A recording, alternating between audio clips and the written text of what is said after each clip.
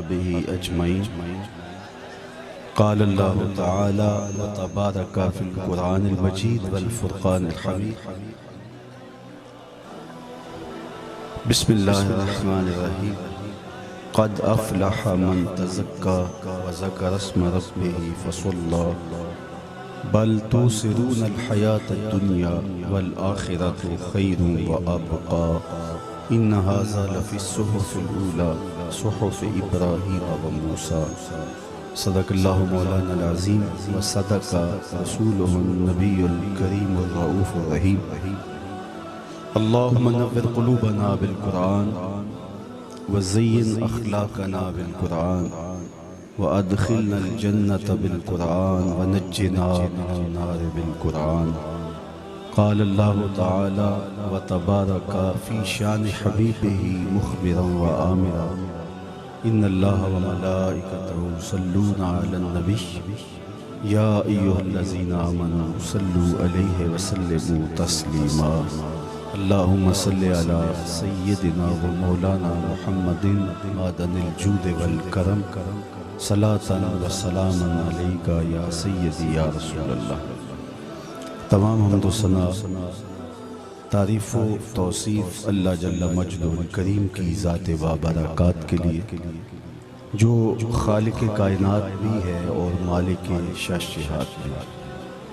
اللہ جل وعلا کی حمد و ثنا کے بعد رسول رحمت شفیع معظم نبی محتشم حضور ختم المرتبت اللہ کے پیارے امت کے سہارے رب کے محبوب دانائے غیوب مالک رقاب امم فخر عرب و عجم والی کون و مکان سیاہ لا مکان سید انس و جان سرور لالا رخاں نیر تاباں سر نشین مہوشاں ماہ خوباں شہنشاہ حسینہ تتمہ دوراں سر خیل زہرہ جمالاں جلوائے صبح ازل نور ذات لم یزل باعث تکوین عالم فخر آدم و بنی آدم نیر بطحا رازدار ما اوحا شاہد ما طغا صاحب علم نشرہ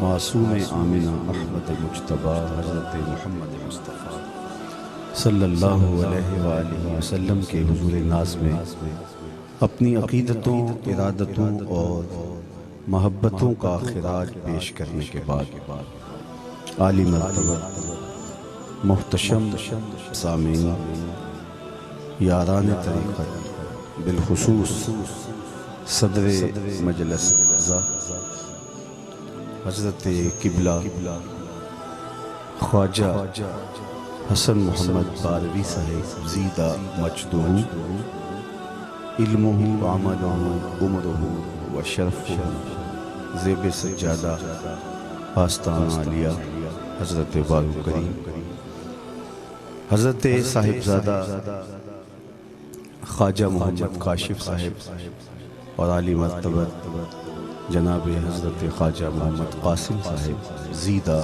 مجدہما حضرات ذی وقار علماء کرام اور اس آستانہ رحمت سے وابستگی دل بستگی اور تعلق خاطر کا ربط و رشتہ رکھنے والوں، آج مجھے اور آپ کو اس دربار گوہر بار میں حاضر ہو کر کے روحانی مسرت فرحت اور بشاشت نصیب ہو رہی ہے. اللہ تعالیٰ اس آستانہ نور کو قیامت تک آباد رکھے، اس کی رونقیں سلامت رہے اور ان ریگزاروں میں یہ چراغ محبت روشن رہے اور لوگوں کو نور و نکھر فیضان اور روشنیاں بانٹتا رہے. میں نے آپ کے سامنے جو کلمات رحمت تلاوت کیے ان میں میرے رب نے ارشاد فرمایا قد افلح من تزکا وذکر اسم ربہ فصلی. کامیاب وہ ہوا جس نے اپنے من کو ستھرا کر لیا، اپنے باطن کی پاکیزگی کا سامان کر لیا۔ ہم اپنے ظاہر کو تو مل مل کے دھوتے ہیں، لیکن کوئی جھاڑو لے کر کے اندر بھی اترے اور دل کے میل کچیل، گرد و غبار اور غلاظتوں سے اٹا ہوا ماحول صاف کرنے کے لیے کوشش کریں، اس لیے کہ اگر بدن میلا ہو جائے تو گزر ہو سکتی ہے، لیکن دل میلا ہو تو گزر نہیں ہو سکتی۔ باہو علیہ رحمہ نے کہا تھا کہ دل کالے نالوں منہ کالا چنگا، جے کو یہ رمز پچھانے۔ ہم نے اپنے دل کی طرف توجہ دینی ہے اور اپنے من کی صفائی اور ستھرائی اور پاکیزگی کا سامان کرنا ہے۔ ان آستانوں پہ ہمارا آنے کا مقصد اور مدعا بھی یہی ہوتا ہے کہ ہم اپنے باطن کی صفائی کا اہتمام کریں۔ دماغوں سے آؤ دلوں کی طرف، بڑھاؤ قدم منزلوں کی طرف، فقیروں کی صحبت بڑی چیز ہے، کبھی آؤ ان محفلوں کی طرف۔ اہل اللہ کی مجالس رحمت میں حاضر ہو کے قلوب کے تزکیے ہوتے ہیں، باطن کی صفائی ہوتی ہے، اور یہ مقصود شریعت ہے۔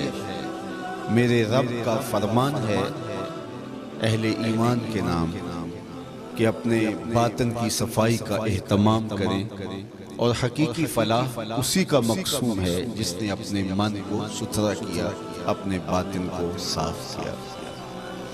حضرت عبداللہ بن عمر بن عاص رضی اللہ تعالیٰ عنہ فرماتے ہیں کہ حضور کی مجلس لگی تھی، ہجوم عاشقاں تھا، تو آقا کریم نے اچانک فرمایا جنتی دیکھنے کا شوق ہو تو دروازے پہ دیکھو، جو پہلا شخص تمہیں مسجد میں داخل ہوتا دکھائی دے وہ جنتی ہوگا۔ تھوڑی دیر کے بعد ایک بزرگ تشریف لائے، بائیں ہاتھ میں انہوں نے اپنا جوتا پکڑا تھا اور آثار وضو ان کے چہرے پہ نمایاں تھے۔ بیٹھ گئے، مجلس ختم ہوئی، دوسرا دن آیا تو حضور نے پھر ارشاد کیا جنتی دیکھنے کا شوق ہو تو دروازے پہ دیکھو، جو پہلا شخص مسجد میں داخل ہوگا وہ جنتی ہوگا۔ تو کہتے ہیں کہ ہم انتظار کرنے لگے کہ دیکھیے آج کون خوش نصیب آتا ہے، لیکن تھوڑی دیر کے بعد وہی بزرگ دوبارہ تشریف لائے، اسی حالت میں کہ بائیں ہاتھ میں جوتا پکڑا ہے اور تازہ وضو کے آثار چہرے پہ حویدہ ہے۔ تیسرے دن پھر ارشاد کیا جنتی دیکھنے کا شوق ہے تو دروازے پہ دیکھو، تو ہم نے تیسرے دن پھر دوبارہ جب دیکھا تو وہی بزرگ اسی حالت میں تشریف لائے۔ خیر مجلس اختتام کو پہنچی، لوگ گھروں کو پلٹے، میں اس بزرگ کے پیچھے چل پڑا اور میں نے ان سے کہا کہ میری والد گرامی سے کوئی شکر رنجی سی ہو گئی ہے، تو 3 دن میں آپ کے ساتھ گزارنا چاہتا ہوں، کیا مجھے آپ اپنے پاس رکھ لیں گے؟ انہوں نے کہا کوئی بات نہیں، آ جاؤ۔ کہتے ہیں میری لالچ یہ تھی کہ میں دیکھنا چاہتا تھا اس کے عمل کیا ہے۔ حضور نے ارشاد فرمایا جنتی دیکھنا ہے تو دروازے پہ دیکھو، اور تینوں دن یہ بزرگ ہی تشریف لاتے رہے، تو میں دیکھوں تو صحیح ان کے کون سے عمل ہیں کہ یہ جنت کی راہوں کے مسافر بنے۔ خیر وہ مجھے اپنے ساتھ گھر لے گئے، وقت گزرا، شام پڑی، انہوں نے میرے لیے بستر بچھا دیا اور خود بھی ایک جانب لیٹ گئے۔ میں چادر اوڑھ کے تاثر یوں دیا کہ میں سو رہا ہوں، لیکن حقیقت میں سویا نہیں تھا، میں اس طاق میں تھا کہ دیکھوں کہ یہ عمل کون سے کرتے ہیں، یہ نوافل کیسے پڑھتے ہیں۔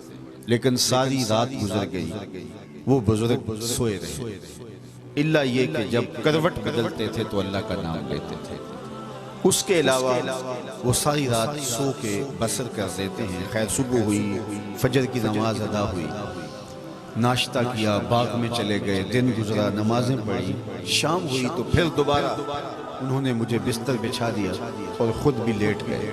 میں پھر طاق میں تھا کہ میں دیکھوں کہ یہ عمل کون سا کرتا ہے، کیونکہ میری لالچ تھی کہ میں ان اعمال کے تتبع سے اپنی دنیا اور آخرت سوال سکوں۔ ساری رات گزر گئی اور پھر وہ برابر سوئے رہے۔ تیسرا دن بھی گزرا، تیسری شب بھی بسر ہوئی۔ کہتے ہیں جب 3 راتیں بیت گئی اور صبح ناشتہ کرنے کے بعد میں نے ان بزرگوں سے مخاطب ہو کے کہا، بابا جی میری والد گرامی سے کوئی لڑائی نہیں ہوئی تھی، بس میں تو اس لالچ میں 3 دن آپ کے پاس رہا ہوں کہ حضور علیہ السلام نے ارشاد فرمایا تھا جنتی دیکھنا ہے تو دروازے پر دیکھو، اور 3 دن آپ ہی دکھائی دیتے رہے، تو میں اس ٹو میں تھا کہ دیکھوں آپ کے اعمال کیا ہیں، لیکن 3 دن میں مجھے کوئی نئی بات نہیں ملی، وہی معمولات جو میرے ہیں وہی آپ کے۔ تو وہ بزرگ فرمانے لگے کہ اے عبداللہ تم نے جو دیکھا میرے وہی اعمال ہیں، تمہاری وجہ سے میں کوئی عمل چھپایا نہیں، لیکن سنو میرا ایک عمل ایسا ہے جو تم نہیں دیکھ سکتے، اور اگر تم اور وقت بھی میرے پاس قیام کرتے تو وہ پھر بھی نہ دیکھ سکتے، لیکن تم اتنے شوق سے آئے ہو، 3 دن رہے ہو، چلو میں تمہیں وہ عمل خود بتا دیتا ہوں۔ تو حضرت عبداللہ بن عمر محو گوش ہو گئے، سماعتیں بچھا دی، اور وہ بزرگ فرمانے لگے کہ اے عبداللہ یہ جو میرے سینے میں رکھا ہوا دل ہے اس میں کسی مومن کا بغض نہیں ہے، اس میں کسی مومن کے لیے نفرت نہیں ہے، اس میں کسی مومن کے لیے حسد نہیں ہے۔ تو جب آپ کا دل صاف ہوگا تو جنت کی راہیں آسان ہوں گی، اور جب آپ سویر سے لے کر شام تک بغض اور نفرت کی آگ ہی جلائے رکھو گے تو پھر اپنا اندر جلے گا۔ کسی سے نفرت کرنے سے، کسی سے حسد اور بغض رکھنے سے اس کا کیا بگڑے گا؟ اپنا دل برباد ہو جائے گا، اپنے اندر کی دنیا لٹ جائے گی۔ ہمارے صوفیاء نے ہمیں یہی سبق دیا ہے کہ اپنے اندر کو پاک کرو۔ اگر تمہیں برائی دیکھنے کا شوق آ جائے تو اپنے اندر دیکھو، اور اچھائی دیکھنے کا شوق آ جائے تو دوسروں کے اندر دیکھو۔ جب دوسروں سے پیار کرو گے تو تمہارا اندر سنورے گا۔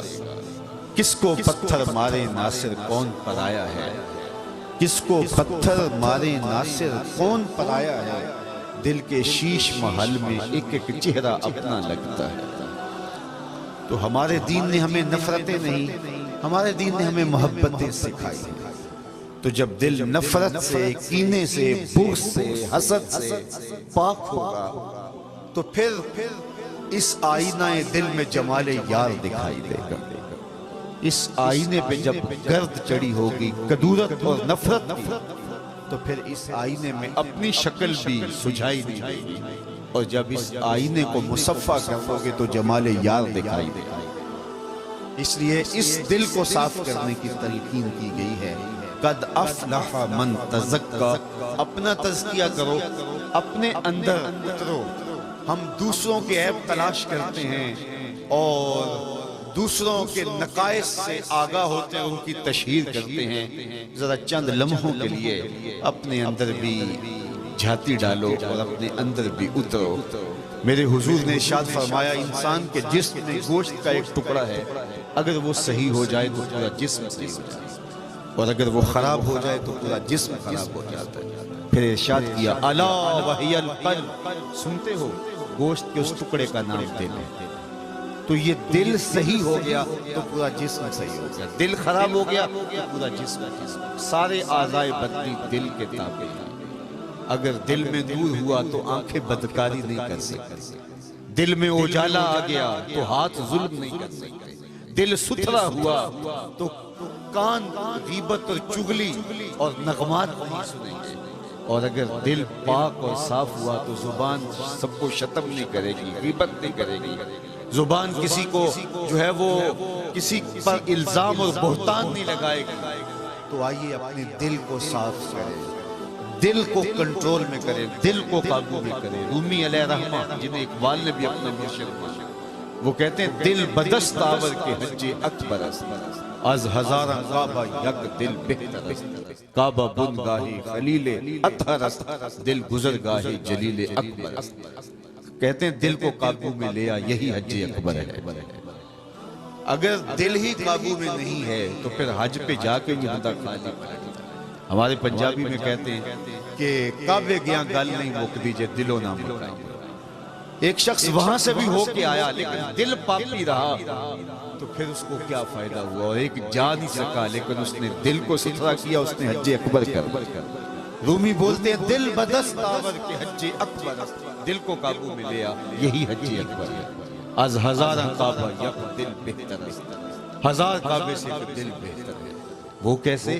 کعبہ بنگاہ خلیل اطہر است کعبہ حضرت ابراہیم خلیل کی گزرگاہ ہے دل گزرگاہ جلیل اکبر است اور دل رب جلیل کی گزرگاہ اس لیے اس دل کی اصلاح پورے بدن کی اصلاح ہے دل صاف ہو گیا دل ستھرا ہو گیا دل میں پاکیزگی آ گئی دل میں عفت اور طہارت اور نور آ گیا تو پورے اعضائے بدنی میں نورانیت اور روشنی آئے گی لیکن اگر یہ دل میلا رہا یہ دل پاپی رہا یہ دل مجرم رہا اس میں کوڑ رہا اس میں بغض رہا کینے رہے نفرتیں پھلتی رہی تو پھر آپ کے لمبے لمبے سجدے آپ کے طواف اور آپ کے دیگر اعمال محض ایک رسم بن کے رہ جائیں گے تو اس لیے میرے حضور نے دل کی اصلاح کی توجہ دلائی کہ اپنے دل کو صحیح کرو دل کو قابو میں کر لو دل کو کنٹرول میں کر لو تقوی کا مرکز بھی دل کو قرار دیا التقوی ہا ہونا فرمایا تقوی یہاں ہے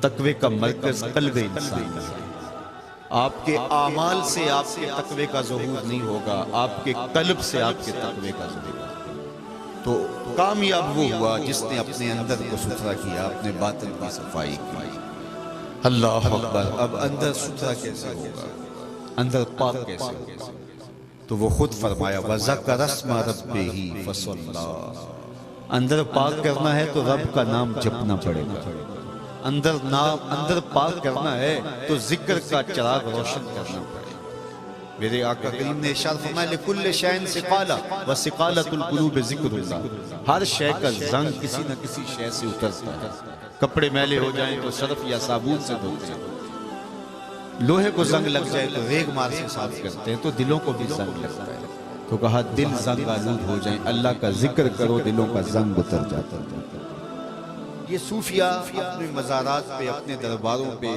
اپنے آستانوں پہ بلا کے ذکر کے دیے یوں ہی تو روشن نہیں کرتے یہ باطن کی تطہیر کا ذریعہ ہے اندر کی غلاظتیں مٹتی ہیں دل کے رنگ بدلتے ہیں اللہ کے مبارک نام سے صوفیہ فرماتے ہیں جب کوئی سالک ایک مرتبہ کہتا ہے اللہ تو اللہ اس کی طرف نظر رحمت سے دیکھتا ہے اور جب اللہ کسی کی طرف نظر رحمت سے دیکھتا ہے اس کے 70 گناہ جل کے راکھ ہوتا ہے تو اس کا نام جپنے سے اس کا ذکر کرنے سے دل کو نور ملتا ہے اور ذکر کی حقیقت کیا ہے حضرت شیخ احمد مجدد و منور الفسانی علیہ رحمہ فرماتے ہیں حقیقت ذکر رفع الغفلہ ذکر کی حقیقت کیا ہے غفلت کا زائل ہر وقت بندے کو یاد رہے کہ میں کسی کا بندہ ہوں اور میرا کوئی مالک ہے اور اس کی اطاعت اور فرما برداری سے قدم باہر نہ نکالے تو جب یہ احساس ہر وقت اس کے وجود سے جڑا تو وہ ذاکر کہلائے گا اس کی زبان بولے نہ بولے لیکن وہ ذاکر کہلائے گا چونکہ زبان سے جو ذکر کیا جائے اسے ذکر لسانی کہا جاتا ہے لیکن جو سالک اور صوفی ہوتا ہے اس کی دل کی دھڑکنیں بھی اللہ اللہ پکار رہی ہوتی وہ خاموش بھی ہو لیکن رب کے نام کی جستجو میں لگا ہوتا ہے اور یہ ذکر اس کے اندر کے پاپ مٹاتا ہے اندر کی میل اتارتا ہے اور روحوں کو قرار دیتا ہے حضرت شیخ شبلی علیہ رحمہ بہت بڑے صوفی بزرگ ہوئے آپ اپنی مجلس میں معارف اسم ذات بیان کر رہے تھے کہ اللہ تعالیٰ جل شانہ کے نام کی کتنی برکتیں جب کوئی شخص باری تعالیٰ جل شانہ کا نام لیتا ہے تو اس کے دل کے زنگ اترتے ہیں دل کا رنگ بدلتا ہے معرفت کے اجالے آتے ہیں تو بو علی سینا بہت بڑا فلسفی زمانے کا وہ بھی آپ کی مجلس میں آ کے بیٹھتا تو اس نے کہا حضرت یہ بات میری سمجھ میں نہیں آتی اللہ کی ذات تو مؤثر ہے لیکن نام میں کیا رکھا ہے ہمارے فلسفی کہتے ہیں ہر چیز کی 4 شکلیں ہوتی ہیں ایک ہوتی ہے شکل ذہنی، ایک شکل کتابی، ایک شکل لفظی اور ایک شکل خارجی، اور حقیقی شکل خارجی ہوتی ہے، وہی مؤثر ہے۔ مثال کے طور پہ اگر آپ آگ آگ پکارتے رہیں تو ہونٹ نہیں چلے گی، یہ لفظی شکل ہے۔ آگ کے تصور کرنے سے دماغ نہیں چلے گا، اور کاغذ پر آگ کی تصویر چھاپ دی جائے تو وہ جل کے راکھ نہیں بن جائے گا، لیکن خارج میں جو آگ جل رہی ہے اس میں ہاتھ ڈالے تو وہ جلا دے گا۔ تو کہا حقیقی آگ تو وہی ہے، مؤثر تو وہی ہے، باقی تین صورتیں مؤثر تو نہیں ہے۔ برف پکارتے رہیں گے، ہونٹ ٹھنڈے نہیں ہوں گے۔ کاغذ پہ چھاپ دیں گے برف کی تصویر تو کاغذ ٹھنڈا نہیں ہو جائے گا، اور بار بار برف کے سوچنے سے دماغ میں ٹھنڈک نہیں پڑے گی۔ تو وہ کہتے ہیں لفظوں سے کیا ہوتا ہے، جو حقیقی صورت ہے وہی مؤثر۔ تو اللہ کی ذات تو مؤثر ہے، لیکن نام میں کیا رکھا؟ تو شیخ شبلی نے کہا کہ میاں اللہ کے نام میں بھی اثر ہے۔ تو شیخ کہنے لگا حضرت یہ بات سمجھ میں نہیں آتی، آپ نے ہر چند دلائل دیے، لیکن وہ اس بات پہ اڑ گیا کہ نہیں یہ بات سمجھ میں نہیں آتی، ذات تو مؤثر ہو سکتی ہے، نام میں کیا رکھا ہے؟ تو حضرت شیخ شبلی کے سمجھانے کا اپنا انداز تھا، آپ خاموش ہو گئے اور ابو علی سینا کو غصے سے کہا، ابو علی سینا میں تجھ سے نہیں بات کرتا، تو گدھا ہے۔ بھری بزم کے اندر اتنے بڑے فلسفی کو شیخ نے جب گدھا کیا تو اس کا رنگ سرخ ہو گیا، غصے سے لال پیلا ہو گیا۔ حضرت مسکرا پڑے، کہا دیکھو گدھے کے نام نے تیرے چہرے کا رنگ بدل دیا، تو اللہ کا نام روحوں کا اور دلوں کا رنگ نہیں بدل سکتا؟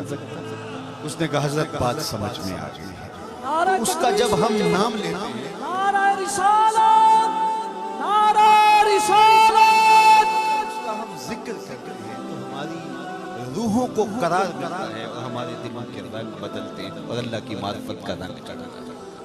اچھا یہ بھی کہا جاتا ہے کہ جناب تم اللہ اللہ پکارے جا رہے ہو، تو پکار رہے ہو لیکن کوئی اپنی غرض نہیں بیان کرتا۔ جب کوئی کسی کو آواز دے اور اس کا نام لے کے پکارے تو وہ متوجہ ہوتا ہے، اور جب وہ متوجہ ہو جائے تو پھر اس کو غرض بتائی جاتی ہے۔ کوئی کسی کا نام پکارتا ہے تو وہ متوجہ ہو جائے تو بتاتا ہے کہ مجھے یہ چاہیے، مجھے یہ لا کے دو، ادھر آؤ میری بات سنو، کچھ تو کہنا پڑے گا۔ تو کہا یہ کیا بات ہوئی، صوفیاء نے یہ کیا اشغال مقرر کیا ہے، اللہ اللہ اللہ پکارے جا رہے ہیں، یہ ذکر قلبی کیے جا رہے ہیں لیکن کچھ بتا نہیں رہے۔ تو جب اس کو پکارا ہے تو ایک مرتبہ ہی پکارا ہے تو اس کی رحمتیں متوجہ ہوئی ہیں، تو پھر اپنا مسئلہ بتانا چاہیے کہ مجھے کیا چاہیے۔ تو یہ مجرد نام پکارنا یہ کیا معنی؟ تو میں اس کا سادہ سا جواب دیا کرتا ہوں، واقعی یہ بات ٹھیک ہے جب کسی کو پکارے اور وہ متوجہ ہو تو اس کو بتانا پڑتا ہے کہ جناب مجھے یہ چاہیے، تو پھر وہ آپ کی پکار کا جواب دے گا۔ لیکن ان ہستیوں میں ایک ہستی ماں کی ہے، جب بچے کو کوئی ضرورت پڑتی ہے تو وہ توتلی زبان میں صرف ماں پکارتا ہے، پھر ماں کو پتہ ہوتا ہے اسے کیا دینا ہے، اسے سردی لگ رہی ہے، اسے بھوک کی شدت ہے، اسے دودھ دینا ہے، اس کو کیا چاہیے۔ کسی اور کو پکاریں تو آپ کو پھر بتانا پڑتا ہے مجھے کیا چاہیے، لیکن ماں اولاد سے اتنا قریبی تعلق رکھتی ہے کہ ماں کو بتانا نہیں پڑتا، صرف ایک مرتبہ ماں پکارنا پڑتا ہے، پھر اگلی ضرورت ماں سمجھتی ہے۔ 70 ماؤں کا زندگی بھر کا پیار ایک طرف اور مالک کی محبت ایک طرف، تو مالک کو کہنا نہیں پڑتا، جب اللہ پکارا وہ جانتا ہے میرے بندے کو کیا چاہیے، وہ بندے کی ضرورتوں کا خود بخود رکھتا ہے۔ ماں کو بڑا اچھا رشتہ ہے اولاد سے، کسی ترازو پہ ماں کا پیار تولا نہیں جا سکتا۔ اللہ نے ماں کے سینے میں وہ تڑپتی ہوئی ممتا رکھی ہے، وہ پیار رکھا ہے، سمندر کی پاتال تک تو شاید کوئی پہنچ گیا ہو، لیکن ماں کے پیار کا کنارہ آج تک کسی کو نہیں ملا۔ ماں جب بولتی ہے تو اس کے لہجے میں جبریل بولتا ہے، ماں جب مسکراتی ہے تو لگتا ہے جنت کی ساری کلیاں کھل اٹھی۔ اللہ نے ماں کے سینے کو دھڑکتا ہوا دل دیا، اور وہ بےتاب دل اپنی اولاد کے لیے جو جذبات کا جہاں لیے ہوئے ہیں، وہ کائنات میں اس کی کوئی دوسری مثال نہیں۔ ایک شاعر ہوا ہے تابش، اس نے ماں کے پیار کا کیا خوب نقشہ کھینچا، مدت ہوئی میری ماں نہیں سوئی تابش، میں نے ایک بار کہا تھا مجھے ڈر لگتا ہے، کہا ایک بار میرے منہ سے نکلا تھا امی مجھے رات کو ڈر لگتا ہے، میں بوڑھا بھی ہو گیا ہوں، میری ماں اب بھی اس وسواس میں رہتی ہے، میرے بیٹے کو کہیں ڈر نہ لگ رہا۔ یہ ماں کی محبت کا تیور ہے، یہ ماں کی محبت کا انداز ہے۔ اولاد کے لیے دکھ جھیل لے گی، تکلیفیں سہ لے گی، کسی کے گھر کے بندے، کسی کے گھر کے گندے برتن بھی مانجنے پڑے تو ماں اس سے بھی گریز نہیں کرے۔ شہر میں آ کر پڑھنے والوں بھول گئے ہو کس کی ماں نے کتنا زیور بیچا ہے۔ مائیں اولادوں کے لیے کن کن مراحل سے گزرتی ہیں، لوگوں کے گھروں کی غلامیاں قبول کر لیتی ہیں۔ ماں کو اتنا اولاد سے پیار کیوں ہے؟ آپ سب کا جواب ایک ہوگا، اس لیے کہ ماں نے اولاد کو جنم دیا۔ میرا یہ جملہ غور سے سن لیجئے، جس ماں نے اولاد کو جنم دیا ہے وہ اتنا پیار کرتی ہے تو جس رب نے خلق کیا ہے وہ کتنا پیار کرتا ہے۔ جس نے جنم دیا ہے اس کے پیار کا ٹھکانہ نہیں ہے، تو جس نے خلق کیا ہے اس کی محبت کا۔ اچھا کوئی بچہ ماں کی آغوش چھوڑ کے بھاگ جائے تو ماں تو پھر ماں ہوتی ہے، آواز دے کے کہتی ہے پتر آجا واپس، میرے جیسی ٹھنڈی چھاؤں تجھے کہیں نہیں ملے، در در کی ٹھوکریں تیرا مقدر بن جائیں گی، آجا پلٹ کے۔ اور بچہ جب بھی آئے ماں کی باہیں کھلی ہوئی پاتا ہے۔ یار ماں کی دہلیز چھوڑ کے بچہ بھاگ جائے تو ماں پکارتی ہے بیٹا آجا واپس۔ مالک کی دہلیز چھوڑ کے جب بندہ بھاگتا ہے تو آواز آتی ہے یا ایھا الانسان ما غرک بربک الکریم، او بھاگنے والے آجا پلٹ کے، تیرا رب بڑا ہی کریم ہے۔ بھلا کسی کو یوں بھی کوئی پکارتا ہے؟ بھاگے ہوئے مجرم کا تعاقب کرتے ہوئے آپ نے پولیس کو دیکھا ہوگا، سخت گیر استاد کو، نالائق شاگرد کو پیٹتے ہوئے بھی دیکھا ہوگا، لیکن یہ لہجہ کتنا دل آویز ہے۔ ساری دنیا کا شہر نچوڑ دیا جائے اتنی مٹھاس پیدا نہیں ہوتی جو ان لفظوں کے اندر ہے۔ مالک کی رحمتیں آواز دے کے بلا رہی ہیں، او بھاگنے آجا پلٹ کے، تیرا رب بڑا ہی کریم ہے، آجا پلٹ۔ ما غرکا، تجھے کس چیز نے مغرور کیا، کس چیز نے دھوکے میں ڈالا، کس چیز نے تجھے تکبر میں مبتلا کر دیا؟ اپنے مالک کی دہلیز چھوڑ کے بھاگ گیا جو 70 ماؤں سے زیادہ پیار کرتا ہے۔ آجا پلٹ کے، آجا تو کوئی غیر نہیں ہے، میں تیرا کوئی غیر نہیں لگتا، اللہ زی خالقہ کا، میں تیرا خالق لگتا۔ آجا پلٹ کے، مالک کی رحمتیں اسے پکار رہی ہیں، تو نے آنا تو پھر بھی ہے، پھر جو کفن میں منہ چھپا چھپا کے آتا پھرے گا، اچھا نہیں ہے کھلے منہ سے ہی آجا۔ پھر جو لوگ تجھے اٹھا کے لائیں گے، اچھا نہیں ہے کہ آج ہی چل کے آجا، میری رحمتیں تیرے اوپر برسنے کے لیے آمادہ ہیں۔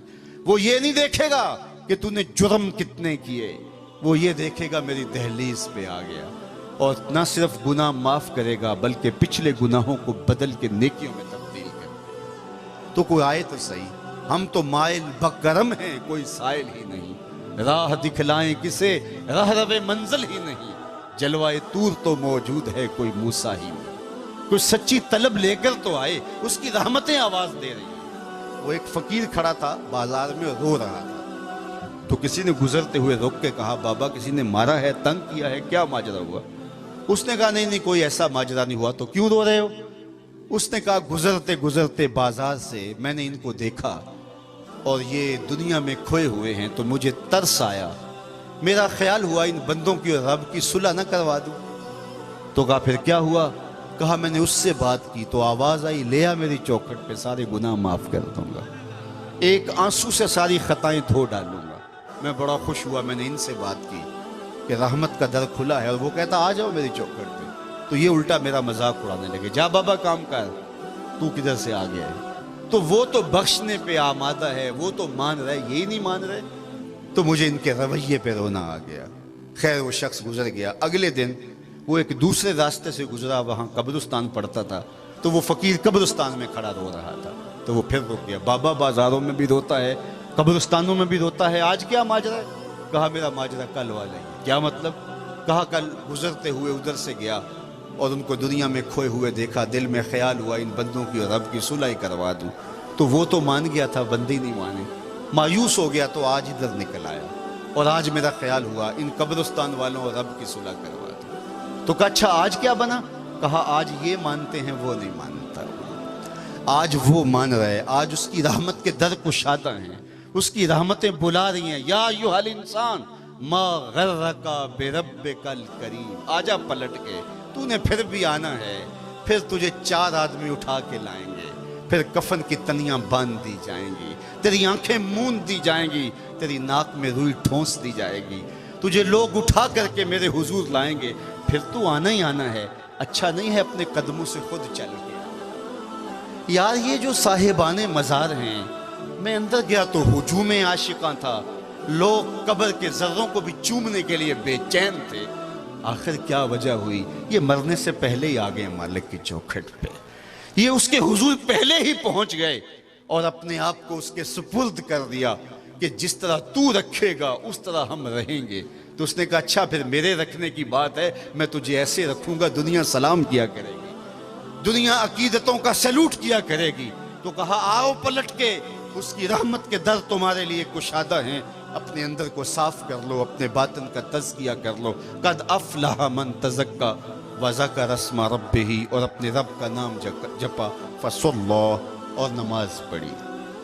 نماز کی تاکید قرآن و حدیث میں تقریباً 750 مرتبہ مختلف صیغوں کے ساتھ ہے، ہمیں تلقین کی گئی، اور 5 گانا اللہ کے حضور حاضر ہونے کا حکم دیا گیا، اور کسی صورت میں بھی اس کی معافی نہیں ہے۔ مسافر ہیں پھر بھی پڑھو، قصر کر دی گئی لیکن پڑھنی ضرور ہے۔ بیمار ہیں تو پھر بھی رخصت نہیں ہے، ہاں کھڑے نہیں ہو سکتے تو بیٹھ کے پڑھ لو، بیٹھ کے نہیں پڑھ سکتے تو لیٹ کے پڑھ لو، آپ سے اراکین ادا نہیں ہو سکتے تو اشارہ کر لو، وضو کے لیے پانی نہیں ہے تو تیمم کر لو، لیکن نماز کی رخصت نہیں ہے۔ اور میرے اور آپ کے آقا و مولا نے اس نماز کو اپنی آنکھوں کی ٹھنڈک قرار دیا، تو یہ رب کی قربت کا پھر ذریعہ کیوں نہیں بنے گا؟ جب بلال حبشی رضی اللہ تعالی عنہ کو نماز کے لیے اذان کا کہتے تو یہ کہنے کی بجائے کہ اذن یا بلال، بلال اذان دے، یہ کبھی ارشاد فرماتے ارحنا یا بلال، بلال اٹھو اور ہمارے دل کو راحت پہنچا دو۔ حضور علیہ السلام سے محبت کا دعویٰ کرنے والوں، تمہارے نعرے تمہیں مبارک ہوں، تمہاری محبتوں کے دیگر تیور تمہیں مبارک ہو، لیکن تمہارا عشق کہیں نعروں تک محدود نہ ہو جائے، تمہارا عشق کہیں یہی نہ رک جائے۔ تمہارے عشق کی تمہارا رسول دلیل مانگتا ہے، تمہارا انداز زندگی بتائے کہ ہم حضور کے عاشق ہیں، ہم حضور کے غلام ہیں۔ میرے استاد فرمایا کرتے تھے یہ نہ ہو کہ لوگ تمہیں پوچھیں تم کون ہوتے ہو اور تمہیں بتانا نہ پڑے کہ ہم حضور کے غلام ہوتے ہیں، بلکہ تم دور سے آ رہے ہو، لوگ پہچان کے کہیں محمد عربی کا نوکر آ رہا ہے۔ تمہاری وضاحت، تمہارا طرز زندگی، تمہارا انداز معاشرت بتائے تم حضور کے غلام، تم حضور علیہ السلام کا حکم تو حکم رہا، تم حضور کی منشا کو بھی دیکھو کہ ہمارے رسول کی منشا اور مرضی کیا ہے۔ مدینہ المنورہ کی ایک گلی سے میرے حضور گزر رہے ہیں تو ایک ایسا مکان بن رہا تھا جس طرز کے مکان حضور پسند نہیں کرتے، جس سے تفاخر ٹپکتا ہو۔ تو حضور نے رک کے پوچھا یہ کس کا ہے؟ کہا فلاں انصاری صحابی کا۔ حضور گزر گئے، کچھ نہیں کہا۔ کسی نے اس انصاری صحابی کو کہا حضور گزرتے ہوئے تیرے مکان کا پوچھا، اور ہم نے بتایا تو حضور کے چہرے پہ مسرت کے آثار نمایاں نہیں ہوئے، بلکہ شاید حضور نے پسند نہیں کیا۔ اس نے کہا اچھا کہا، ہاں۔ اس نے کدال لیا اور مکان کو زمین کے برابر کر دیا، مسمار کر دیا۔ 2-4 دن کے بعد حضور کا دوبارہ اس گلی سے گزر ہوا تو دیکھا کہ ملبہ پڑا ہوا ہے۔ فرمایا سے بلایا گیا، کہا میں گزرا تھا تیرا مکان دیکھا تھا، یہ کیا ہوا؟ عرض کی حضور میں نے گرا دیا ہے۔ فرمایا کیوں؟ عرض کی سنا تھا آپ کو پسند نہیں، سنا تھا آپ کو پسند نہیں۔ میں اور آپ سر سے لے کر پاؤں تک، اپنی پیدائش سے لے کر کے اپنی موت تک، اپنے عقیقے سے لے کر ولیمے تک، اپنے کاروبار سے لے کے انداز معاشرت تک، طرز حیات سے لے کے امور سیاست تک، ہم ذرا اپنے اندر اتر کے دیکھیں ہمارا کیا کیا حضور کو پسند ہے، اور پھر حضور اپنی کوتاہیوں کی معافی مانگیں اور یہ عزم کریں کہ آئندہ ایک ایک سانس حضور آپ کے نام ہوگا، جئیں گے تو آپ کے لیے، مریں گے تو آپ کے لیے۔ یہ امت جب اپنے آقا و مولا کی محبتوں کے سانچے میں ڈھل جائے گی، کسی کو جرأت ہی نہیں ہوگی کہ تمہارے پیغمبر حسن کے خاکے تراش سکے۔ آج ہم ایک ہجوم ہیں، ایک بے ہنگم ہجوم، اور ہمارے اندر نہ یکجہتی ہے، نہ اتحاد و یگانگت ہے، نہ ہمارے اندر باہمی موافقت ہے، بلکہ ہمارے سینے منافقتوں سے بھرے ہوئے ہیں، بغض اور کینے اور نفرتوں کے بوپاری بن گئے ہیں، اور سویر سے لے کر شام تک ہماری زندگی کا لف و نشر ہی یہ رہ گیا ہے۔ اور آج دنیا کے اوپر جو ہمارے ساتھ ہو رہی ہے ماضی میں کبھی نہیں ہوا۔ 1 ارب 40-50 کروڑ مسلمان دنیا کے اوپر بستے ہوں اور یوں خانمہ برباد ہوں؟ اسی کشتی کو ہے خوف تلاطم صد ہے منہ موڑ دیے تھے جس نے بڑھتے ہوئے طوفانوں کے۔ ہم تو اٹھتے تھے تو دریا بھی راستہ دیتے تھے، پہاڑ بھی راستہ دیتے تھے، اور آج اتنی کثرت کے باوجود ذلت ہمارا مقدر کیوں بن گئی ہے؟ کابل ہو، کندھار ہو، کشمیر ہو، فلسطین ہو، یمن ہو، سیریا ہو، برما ہو، جہاں بھی خون بہ رہا ہے نسب پوچھو مسلمان ملے گا۔ پوری دھرتی پہ 1 انچ جگہ بھی ایسی نہیں جہاں آتش و آہن برستے ہوں اور کفار کی سرزمین برق گرتی ہے تو بیچارے مسلمان کے آشیانے پر۔ اقبال نے جب شکوے کی زبان کھولی تو لہجہ بڑا تلخ ہو گیا، لیکن جب جواب آیا تو سارا نشہ اتر گیا۔ جب شکوہ کرنے اقبال بیٹھے تو لہجہ اتنا تلخ ہوا، تیرے کعبے کو جبینوں سے بسایا ہم نے، نوع انسانی کو غلامی سے چھڑایا ہم نے، صفائے دہر سے باطل کو مٹایا ہم نے، تیرے قرآن کو سینوں سے لگایا ہم نے، پھر بھی ہم سے گلا ہے کہ وفادار نہیں، ہم وفادار نہیں تو بھی تو دلدار نہیں۔ کتنا سخت لہجہ اختیار کیا، لیکن جب جواب آیا تو سارا نشہ اتر گیا۔ لفظ وہی ہے، صرف صیغہ بدلتا ہے۔ اب آواز ادھر سے آ رہی ہے، جواب شکوہ، صفائے دہر سے باطل کو مٹایا کس نے، نوع انسانی کو غلامی سے چھڑایا کس نے، میرے کعبے کو جبینوں سے بسایا کس نے، میرے قرآن کو سینوں سے لگایا کس نے، تھے تو آباب تمہارے ہی مگر تم کیا ہو، ہاتھ پہ ہاتھ دھرے منتظر فردا ہو، ہر کوئی مست مئے ذوق تن آسانی ہے، تم مسلمان ہو یہ انداز مسلمانی ہے، حیدری فقر ہے نئے دولت عثمانی ہے، تم کو اسلاف سے کیا نسبت روحانی ہے، وہ معزز تھے زمانے میں مسلمان ہو کر، تم خار ہوئے ہو تارک قرآن۔ ہمارے اسلاف تو حضور کی سیرت کا نقشہ ہوا کرتے تھے، ان کی زندگیاں اجالوں سے عبارت تھیں، اور ہمارے پاس صرف دعوے رہ گئے کہ ہم عاشق رسول ہوتے ہیں، ہم سائے ہم سے تنگ ہیں، ہم عاشق رسول ہوتے ہیں، ہم ایک دوسرے کے کلیجے چیر رہے ہیں، ہم عاشق رسول ہوتے ہیں، ہم پگڑیاں پھاڑ رہے ہیں، عاشق رسول ہوتے ہیں، ہم تشدد تفرق کے بیج بو رہے ہیں، رسول اللہ کی امت کو ٹکڑے ٹکڑے کر کے رکھ دیا ہے، ہم عاشق رسول ہوتے ہیں۔ ہمارے رویے اور رویوں کی تلخیاں معاشرت کے اندر زہر گھول رہی ہیں، ہوائیں مسموم ہو گئی ہیں، اور ہم عاشق رسول ہوتے ہیں۔ صاحب تم عاشق رسول نہیں ہوتے، تم کچھ اور ہوتے ہو۔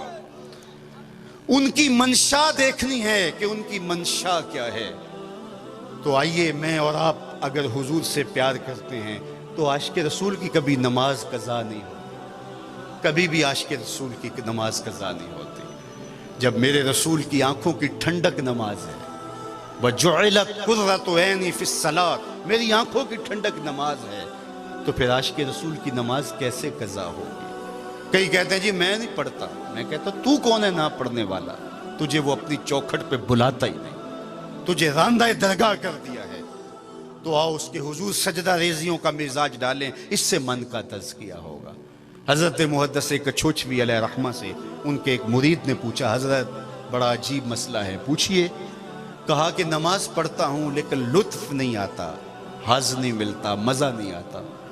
تو آپ نے حیرت سے کہا اس کے باوجود پڑھتے تو ہو؟ اس نے کہا وہ تو اللہ کا حکم ہے، وہ تو حضور پڑھتا ہی ہو، لیکن مزہ نہیں آتا، لطف نہیں آتا۔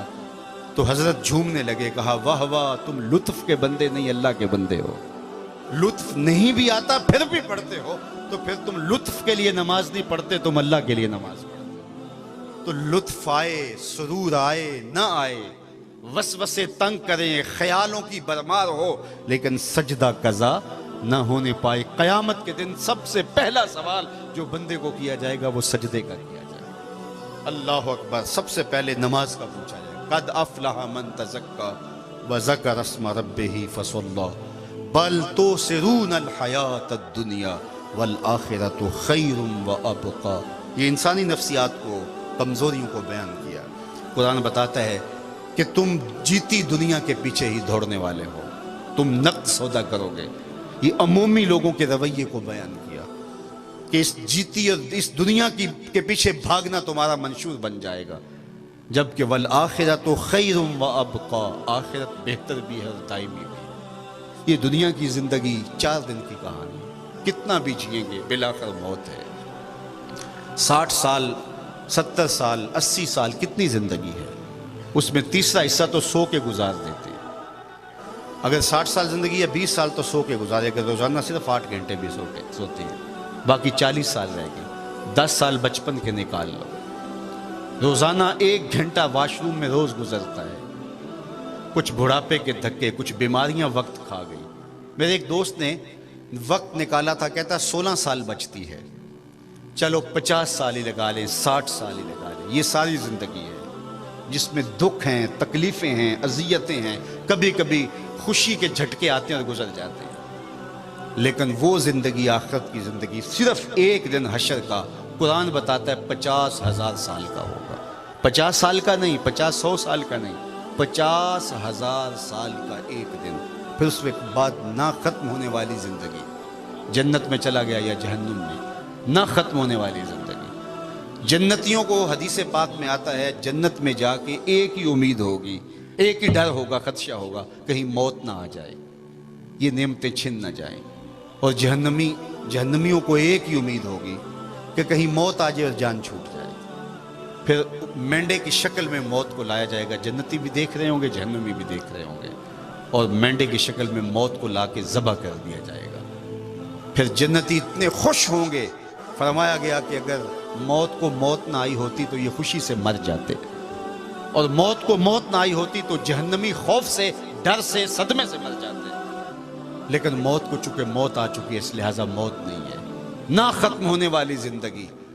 خوش بخت لوگ وہ ہیں جو اپنی اخروی زندگی کی بہتری کے لیے کوشاں ہوتے ہیں۔ آؤ یہ مختصر اور تھوڑی سی زندگی اللہ اور اس کے رسول کے نام لگانے کا عزم کریں، ورنہ یہ ٹوٹ کر کے بکھر جانے والا خواب ہے۔ نعرہ اللہ کے تکبیر، محبوب علیہ الصلوۃ نعرہ والسلام رسالت، نعرہ رسالت، آستانہ عالیہ پیر سواگ شریف، آستانہ عالیہ پیر سواگ شریف، حضور قبلہ صاحبزادہ والا شان خواجہ پیر محمد احمد حسن صاحب سواگی، خواجہ حضور قبلہ صاحبزادہ خواجہ فیض الحسن صاحب سواگی، حضور قبلہ صاحبزادہ خواجہ نور الحسن صاحب سواگی، آستانہ عالیہ پیر سواگ شریف، آستانہ عالیہ پیر بارو شریف، علماء اہل سنت۔ ہماری خوشبختی کے آستانہ عالیہ سواگ شریف کے سجادگان کی جلوہ فرمائی ہوئی، اور دعا کا وقت بھی قریب ہو رہا ہے، اور یہ مغز ہوتا ہے